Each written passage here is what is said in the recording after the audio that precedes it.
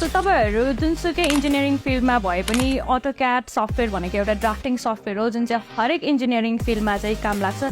जुनसुकै फिल्डमा भए पनि हामीले चाहिँ ड्राफ्टिङ गर्दा चाहिँ मोस्टली युज हुने सफ्टवेयर भनेको AutoCAD 2D सफ्टवेयर हो यदि तपाईहरुले N.I.E मा AutoCAD या SketchUp कोर्सहरु जोइन गर्नुहुन्छ भने तपाईहरुले सिक्ने कुरा भनेको चाहिँ यसमा हामीले म्युनिसिपल फर्मेटमा चाहिँ ड्राफ्टिङ सिकाउँछौं प्लस हामीले थ्योरेटिकल एन्ड बोथ प्र्याक्टिकल नलेजहरु पनि दिने गरिरहेको छौं यसमा चाहिँ AutoCAD बेसिक्स हो SketchUp बेसिक्स देखि एडभान्स लेभलसम्म चाहिँ हामीले चाहिँ पढाउँदै आइरहेको छौं हजुर म्यानेजमेन्ट राम्रो छ सिक्न चाहनुहुन्छ भने चाहिँ राम्रो छ डु जोइन N.I.E एकदम राम्रो लाग्यो फी स्ट्रक्चर पनि राम्रो लाग्यो अनि त्यही भएर म यहाँ एडमिसन गरेँ यहाँ कन्ट्याक्ट गर्दा हुन्छ राम्रो पढाउनुहुन्छ